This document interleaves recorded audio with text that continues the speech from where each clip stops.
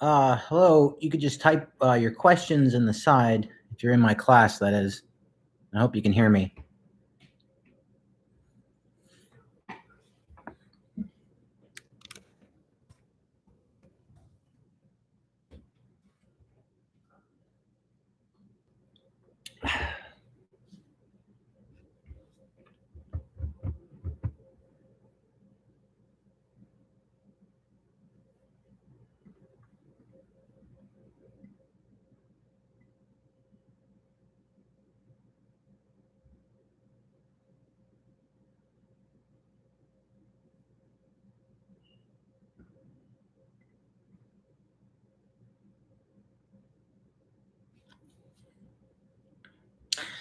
Okay. Ashna Patel, hello. I was wondering how much you wanted us to write for the short response question on the exam. I'd say 3 to 5 sentences, and the better or the more you write, the better. Make sure you answer the question, but it depends. Some of them, like the one question, let me see here. Let me pull up the exam. It didn't let me email you and have the exam up at the same time. There's one that is a little bit more open-ended and a little bit longer. But I would say 3 to 5 sentences should suffice, depending on the question. So, for example, one of the questions, what are the implications of that there are no moral truths? That's a short answer. On the other hand, what is the relationship between revenge and resentment? In other words, what is his argument? What's Nietzsche's argument in the first chapter of the first essay of Genealogy of Morals? That's a little bit more open-ended and a little longer. I'd be looking for there. I hope that answers that question. How will the next 2 tests be broken up? Will it be a test on Aristotle the next week? Then the last 2 readings the following week? Yeah, so the next test will be just on Aristotle. And then the last part will be on René Girard and a little bit on Kant. Okay. Those are easy.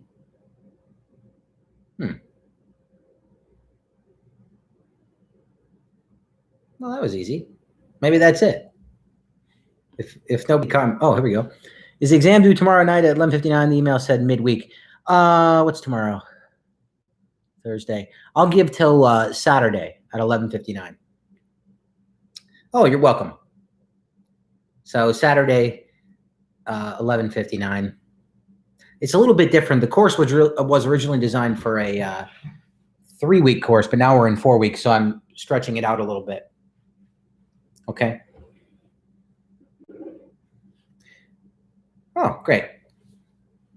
You're welcome. These are easy. I was thinking if they were content-based, I could save this and, people could watch it later. But, if there's particular questions. If nobody starts with questions in a couple minutes, I'll just try to run through the exam. Could you explain what pragmatic efficacy means?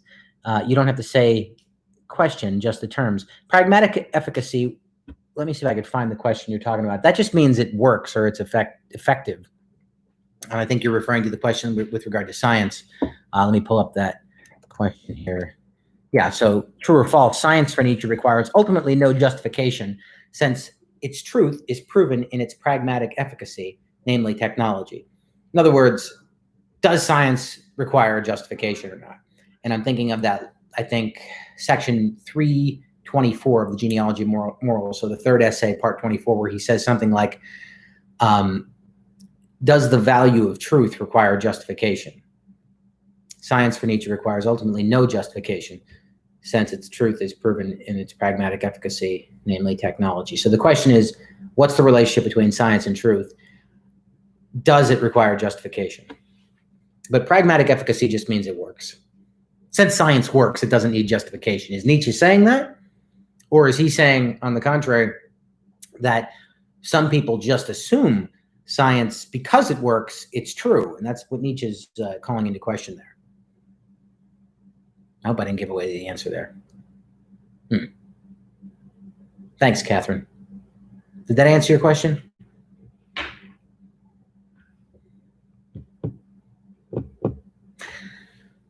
Radical untethering from. Does this mean going with or separating? Let me see the question here. so I can get the context. Yeah, separation. So, in other words, atheistic modern science, which occasioned the very death of God, finally results in a radical untethering from Christian theism for Nietzsche. In other words, does Nietzsche think science has any connection to Christianity or not? So, for Nietzsche, atheistic modern science, which occasioned the very death of God, finally results in a break from Christian theism. True or false? Or does he think, on the contrary, that it's actually a new form of Christian theism? There's a wink. That's a wink. Good question, Kira. Very good. So I try to put a little bit of ridiculous words in here because I think the questions are actually very easy. And just when you read these things, just think, is there anything true, or excuse me, is there anything false in it? So if there's anything false, and usually it's pretty blatant. It may seem with the wording and stuff that it's tricky, but it's really not. So for example, that one, all I'm asking is the relationship for Nietzsche between Christianity and science for Nietzsche. And remember, he thinks that Christianity is still alive and well in atheistic modern science. Why? Because it still believes in truth. Hope I didn't answer that question either. See, this is the problem with these things. I just end up answering the questions. Feel free to ask whatever you like, too. Oh, we have 8 people. Great.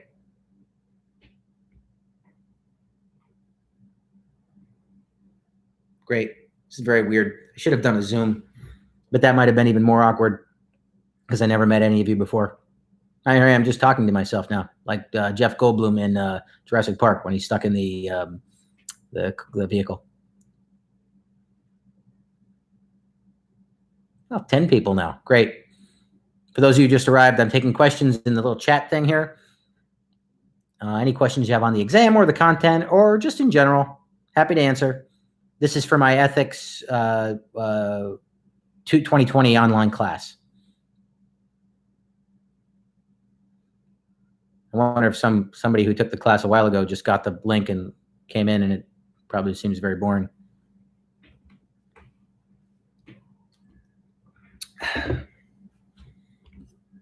So I don't know. I figure we'll go till about 8:30 if there's a lot of questions. There doesn't appear to be many questions.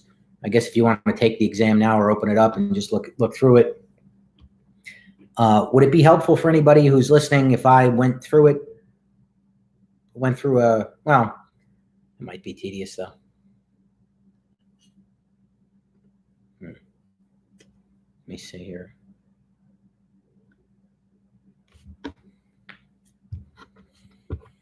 Hmm. 10 people waiting for questions. Ethics 2020, University of Scranton, online.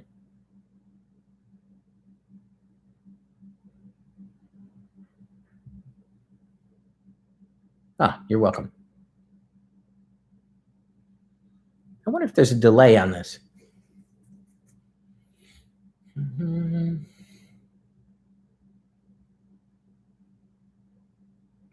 So I'll go for about 20 more minutes, 21 more minutes, because it says I've been live for 9 minutes and 20 seconds.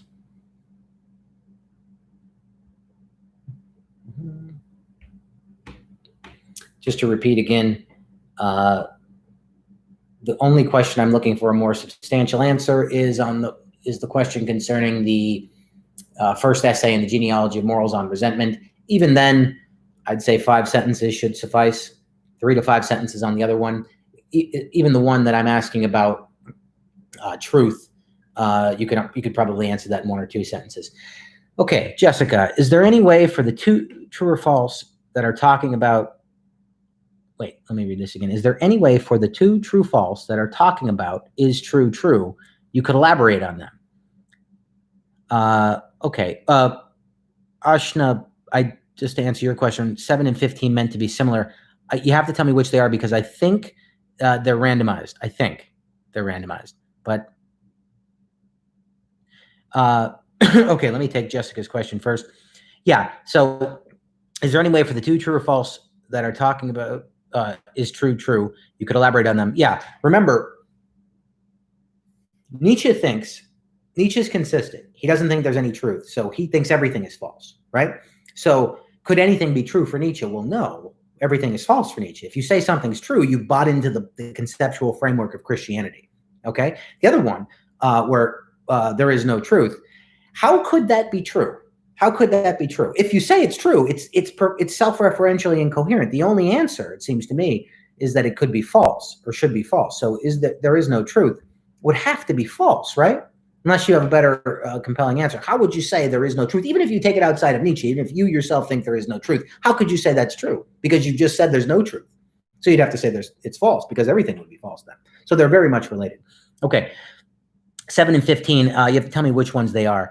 Do you have any tips for the true-false questions in general? Yes, Catherine, the best tip I can give is go through it very carefully, decode it, and then find out if there's anything false in it. If there's anything false in it, it's false. I mean, it seems kind of obvious, but if you break them up and translate the words, I have on my Mac, you can just look up the words that are a bit more ridiculous vocab words, and you just translate them and you just find out if anything's true. Usually I'm asking something blatant, like the Nietzsche question, does Nietzsche believe in truth? Well, no, he doesn't believe in truth. So how could anything be true? Actually, they're the ones that have to do with there is no truth. Okay, so I already answered that. I can answer that again, just very quickly. To say there is no truth, to take that philosophical position, in order to be consistent, you can't even say that sentence is true. There is no truth. Let's say you don't believe in truth, right? Then that wouldn't be true either. Nothing would be true. That's Nietzsche's point. Nothing is true. Everything is false. Everything, therefore, becomes a subjective feeling or a matter of artwork. It's just about preference. Nietzsche simply prefers his philosophy because he thinks it's more pro-life. And he simply prefers pro-life because he does. And he thinks Christianity is anti-life. Does that make sense? Hope that answered the question. I'm happy to go over those two questions on whether there is any truth are actually really easy. And I just answered them, I think.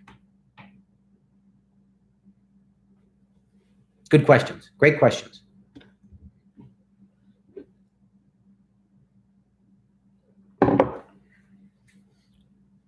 Did that answer your questions?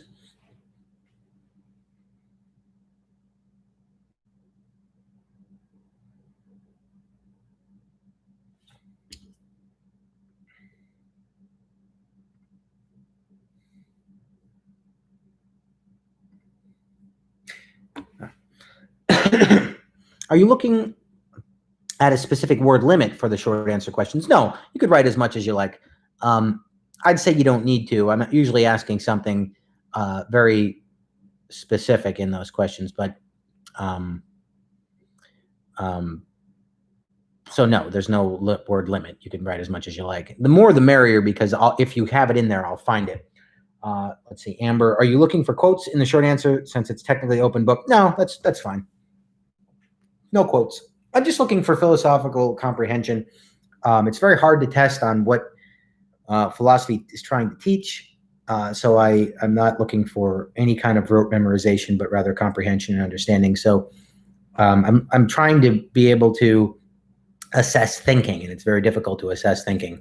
It's easy to assess memorization, but not thinking. And feel free, if I don't answer the question, to just ask it again in another register or be very specific about it, because I'm happy to do that. And now that I'm looking back on this quiz, some of the questions are worded in a very challenging manner, but they're actually really easy.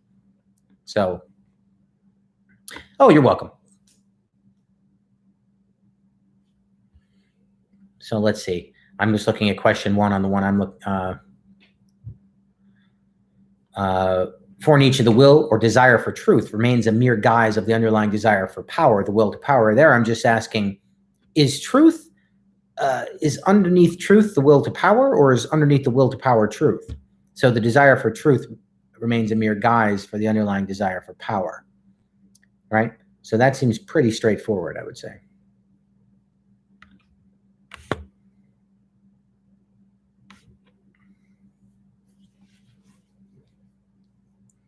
Hope this was a good time for everybody. At night, 8 o'clock at night, I don't know, I'm open to whenever you want to do these in the future, if there's a better time, but I could do a couple of them too.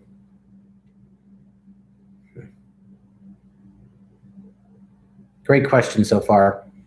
But just remember, the first part of the course is really about meta-ethics and about what are the philosophical foundations for ethics and the philosophical foundations of Western culture, or rather, what are the, according to Nietzsche, psychological sentiments or instincts behind morality in Western culture. And he thinks Christianity is what Judeo-Christianity is Western culture, and that behind it, of course, is weakness and hatred, and and the value of truth is weakness and hatred. I don't think that, of course, but I think Nietzsche's critique is pretty interesting. It's interesting he thinks that everything is a power move. Everything's a power move, including his own philosophy that says it's a power move. That's a power move too. But particularly compassion and truth are the two pillar values of Western culture, and those are power moves, laced with hate.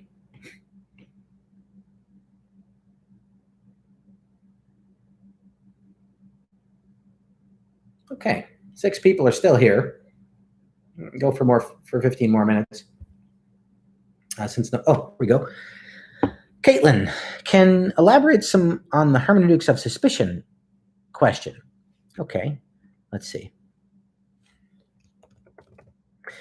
Nietzsche's hermeneutics of suspicion, vis-a-vis morality, that is, with regard to morality or face-to-face with morality, seeks to uncover the power structures that remain latent in our notions of good and evil. So hermeneutics of suspicion just simply means anytime I interpret anything, hermeneutics just means interpretation, I'm suspicious. So anytime I see anything, I see the value of truth, I see people doing this, I go, that's not really what people are, they're not really concerned about truth, they're concerned about power.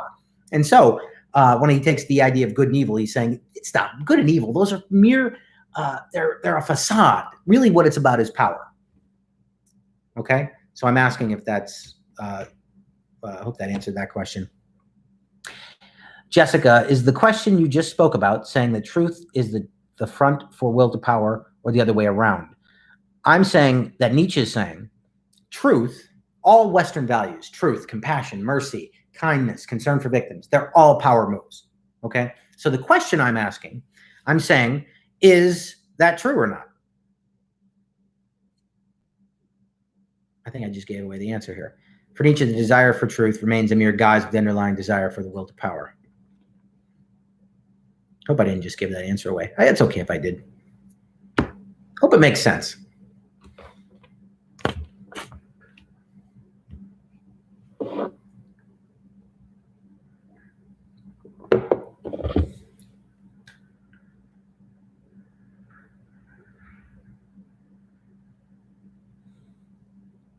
Okay, we're down to 4.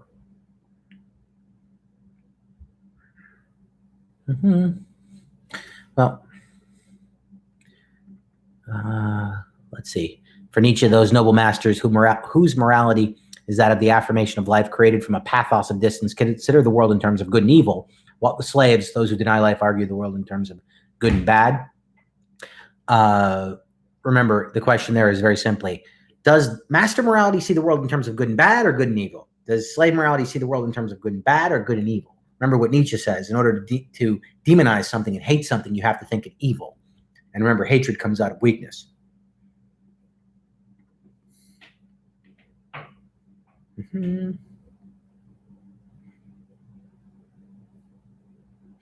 For Nietzsche, the slave revolt in morality begins when resentment itself becomes created and gives birth to values. That's a question, right out of your text, I think. Well, I won't tell you where it is. It's in the first essay. I just told you where it is. For Nietzsche, in punishment, there is so much that is festive. It means simply that human beings experience a catharsis or purging or a release in their outward expressions of violence and cruelty. For Nietzsche, the atheism that results culturally from modern science and technology leads finally to a freeing of the human being's conscience from the hegemony of guilt. True or false? That's an interesting one for Nietzsche. Question is, are we really guilt-free once God dies, or do we have no way of expunging our guilt? For Nietzsche, the truth is that there is no truth, thus there is no truth is true. Will Nietzsche say that that's true? There is no truth. We already talked about that one. It's very easy, those ones. For Nietzsche, punishment is supposed to possess the value of awakening the feeling of guilt in the guilty person. However, generally speaking, punishment makes men hard and cold. It concentrates. It sharpens the feeling of alienation. It strengthens the power of resistance. That's a quote right from chapter 2 or essay 2. Very briefly, what's the origin of bad conscience? That's in the second essay. Nietzsche's relativistic perspectivism, Nietzsche's relativism, his perspectivism, eventuates, leads into a metaphysics or ontology of the objectivity of moral values, truths, and facts. Does it lead to the objectivity or the subjectivity? For Nietzsche, laughter is schadenfreude with the addition of a good conscience. That one's easy. For Nietzsche, to be incapable of taking one's enemies, one's accidents, even one's misdeeds seriously for very long, that is a sign of weak, empty natures. That's a quote right from essay 1. For Nietzsche, Christianity, as opposed to Dionysium, represents the absolute unconditional affirmation of life, characterized by resentment, and is as such consistent of master morality. Is that master morality or slave morality?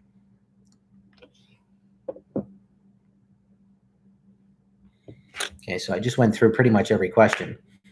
But I'll be here for 10 more minutes or however long you want to ask me questions. And remember, you can message me on Google Chat or Hangouts, whatever it's called, or Facebook, or however you want to get in touch. Is fine with me. If you want to, I'm online a lot. Or email is fine too. Or I'm happy to do a Zoom. Amber, are you going to post this once it's over? Sure, if you want. I mean, there might be a lot of lag time, but sure, I'll leave it up, at least for a little while.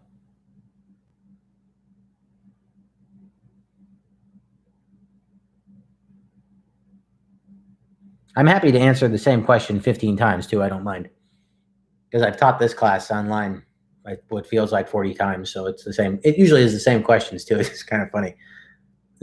Most people have the same questions. It's actually a very easy exam. People end up doing very well on it, and very well in the class too. It's not a difficult class. It might seem like it. I always say, if you're going to set up like on a 90s video game, there used to be settings: very easy, medium, hard, very hard. This class should be in the easy to medium range. Not very easy. It's not a cakewalk, but it's generally easy, I would say, if you watch the videos, especially.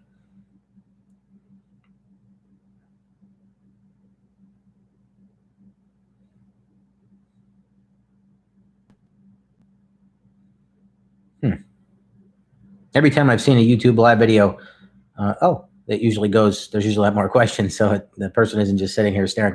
Caitlin, can you explain what radical untethering from Christian theism means? Sure. Is it separate or not? Is atheistic modern science tied to Christian theism? Tethering just means together. Is it separate or is it bound with it? In other words, is atheistic modern science joined or not joined to Christian theism? Does that answer the question? So I just to define untethering, I just got the definition here. What I mean by it is separate or not, but release, free from a tether. So, tied to it.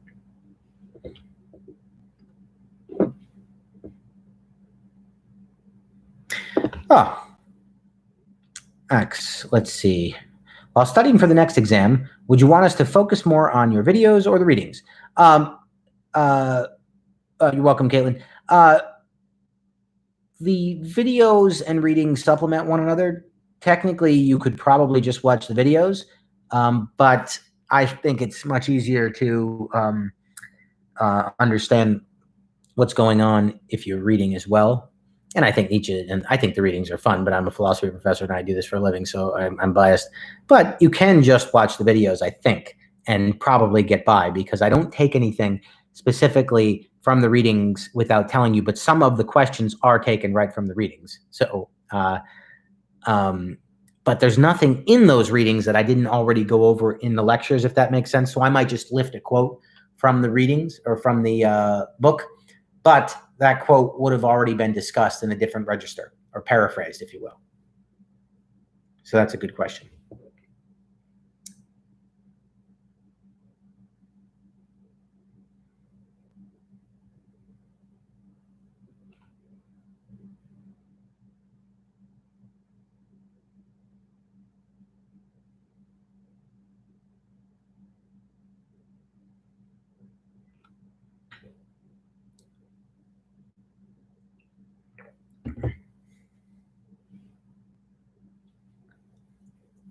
Okay, we're down to 4 with about 5 minutes left. 3. Okay. About 5 more minutes I'll go here if there's any more questions. I went through the whole exam. I went through the true or false. So 2 people left. Let's see. Bad conscience. How is science murder of God simultaneously its own suicide? There's a YouTube video on that. What I simply mean there is that the death of God is also the death of truth. So, but once God is dead, we have no right to think that the world is actually intelligible, actually ordered, because truth is a value. And just because science works doesn't mean it's true. There are a lot of scientific theories in the history of science that have worked very well, and they were proven false. So Nietzsche just takes that all the way and says, we have no right to think that anything is true simply because it works. Matter of fact, you're holding on to the idea that the world is intelligible, that it's ordered by an orderer. In other words, it's theism. So I've noticed that in your videos on Nietzsche, there are some specific sections on which you have stressed. Does it mean that they are the most important sections? Absolutely. Excuse me. Absolutely. Absolutely. Those are the important sections. You can, what I would prefer is if you're going to read those sections carefully. Not everything Nietzsche puts on paper is brilliant. I've focused on those because I think they're the most interesting and the most relevant for what we're trying to do. So yeah, good question.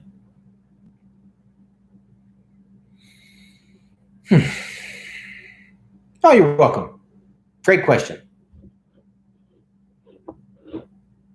And remember, feel free to email me if there are any questions too, or whatever.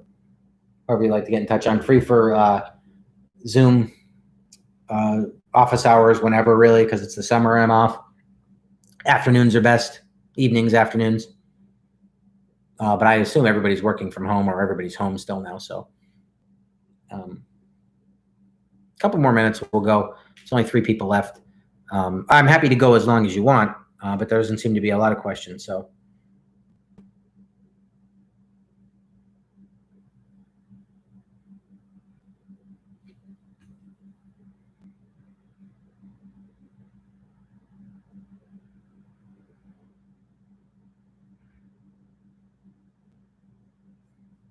pull up the exam one more time here.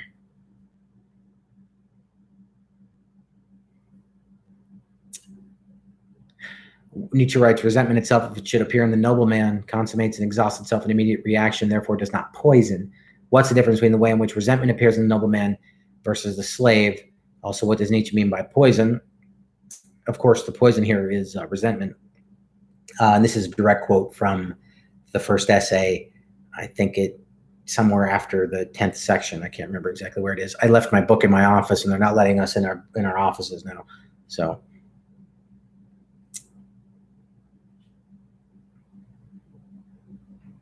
okay, if there's not any more questions within a minute or so, I'm going to take off, only because it'll make this video harder to watch. When, I'm happy to stay here all night, but it'll make it harder to watch when I pull it back up. Does pragmatic efficacy mean the same thing as technology? Yeah. In other words, does it work? In other words, is science true because it works? Which I just kind of said. I just sort of answered no. So pragmatic, does it work? Efficacy means effective. Okay. But yeah, so it means the same thing as, is science true because it leads to greater and greater technology? No, for Nietzsche, right? The answer is simply, just because science can control the world doesn't mean doesn't mean we have any idea that it's true. This idea is known as instrumentalism in the philosophy of science. Great question. Very good question.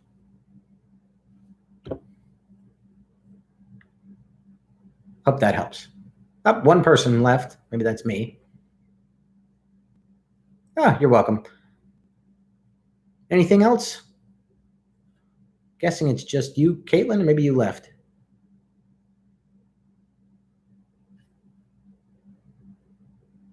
Well, I'll go for another 30 seconds here. If not, I'll take off if there's no more questions. So about a half hour. This may have been completely useless or completely helpful. I'm not sure. Happy to do it again if there's a better time for some of you. If you're watching this video on repeat, let me know. Okay. Signing off then. Any other questions, email me, or I'm happy to do this again if enough of you are interested. Okay, thanks. Oh, there's 3 people here now. Are there any more questions? I was just about to leave. 2 people here. Are there any more questions? Even if you can't formulate the question, you could just type stay and I'll stay. Hi, Jacob. I was just seeing what questions other people had that I didn't think of. Oh, thanks. Oh, no, thank you. You're welcome. Can I, and for the 2 people that are here, do you need me to stay, or do you want to just look at this after? I think it should be helpful. Just type stay or not stay, or if I don't hear anything, I'll leave in a minute. Hope you guys are having a good summer. It was very warm today. And hope you're getting outside. Probably stuffed in the house for months. 2 people left. I always try to give it a minute after a question or so. I'm good, thank you. Okay, great. Thank you, Jacob. Any questions, just email or, whatever. Contact me on one of those messenger things or whatever. Happy to answer. Okay. Bye. I'll put this up to share too, so you can look at this again. I think I went through all the questions too. There might be some lag time of me just staring off, but you could fast forward, I guess. Okay, bye.